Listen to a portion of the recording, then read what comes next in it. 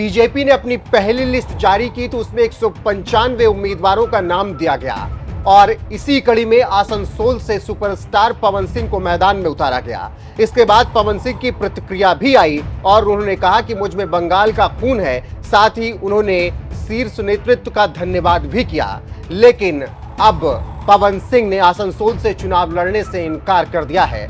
जी हां, बिल्कुल सही सुन रहे हैं आप। इस वक्त की ये सबसे बड़ी खबर है कि आसनसोल से बीजेपी ने पवन सिंह को उम्मीदवार बनाया था और अब पवन सिंह ने साफ इनकार कर दिया है और कहा है कि किसी कारणवश मैं आसनसोल से चुनाव नहीं लड़ सकता हूं। आपको बता दें कि 2024 के लिए लोकसभा चुनाव के लिए भाजपा ने पूरी तैयारी कर ली है और इसी कड़ी में 195 उम्मीदवारों की लिस्ट जारी की गई। इसी सूची में 4 भोजपुरी कलाकारों के नाम शामिल रहे। इनमें से एक नाम जाने माने अभिनेता गायक पवन सिंह का भी रहा। बिहार के आरा के रहने वाले पवन सिंह को पश्चिम बंगाल के आसनसोल से टिकट दिया गया और इस क्षेत्र में फिलहाल शत्रुघ्न सिन्हा टीएमसी से सांसद हैं, लेकिन बीजेपी ने बहुत गुणाकणित करने के बाद पवन सिंह को मैदान में उतारा था और ये उम्मीद जताई थी कि पवन सिंह शत्रुघ्न सिन्हा के खिलाफ अच्छी टक्कर देंगे। लेकिन अब पवन सिंह ने साफ मना कर दिया और कह दिया है कि वो आसनसोल से चुनाव नहीं लड़ेंगे।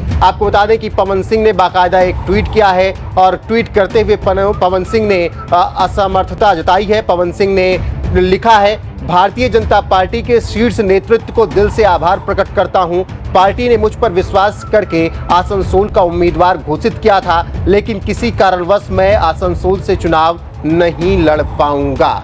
तो इससे आप अंदाजा लगा सकते हैं कि किस तरीके से पवन सिंह ने चुनाव लड़ने से मना कर दिया है। अब इसके पीछे के कारण जानने की कोशिश की जा रही है तो शुरुआत के कुछ कारण निकल के आ रहे हैं। दरअसल पवन सिंह भोजपुरी गायक हैं और पहला कारण यही निकल के आ रहा है कि पवन सिंह को उनके पुराने गानों को लेकर ट्रोल किया जा रहा है और इसी वजह से वो आहत हैं। पवन सिंह का कहना है कि गानों को लेकर उन्हें बंगाली महिलाओं का अपमान करने वाला बताया गया है और ये पहला कारण है जिसकी वजह से कहा जा रहा है कि पवन सिंह ने अपना नाम आसनसोल से वापस ले लिया है। वहीं एक और कारण निकलकर सामने आ रहा है। दरअसल कहा जा रहा है कि पवन सिंह आरा से हैं और आरा से ही वो चुनाव लड़ना चाहते थे, इसीलिए उन्होंने आसनसोल से चुनाव ना लड़ने का मन बनाया है और शीर्ष नेतृत्व का धन्यवाद करते हुए कह दिया है कि वो आसनसोल से चुनाव नहीं लड़ सकते हैं। आप इससे अंदाजा लगा सकते हैं किस तरीके से बड़ा झटका पवन सिंह ने प्रधानमंत्री नरेंद्र मोदी को दिया है, क्योंकि लंबी चर्चा के बाद पवन सिंह के नाम का ऐलान किया गया था और जब उनके नाम का ऐलान हुआ तो पवन सिंह उस वक्त जिम में थे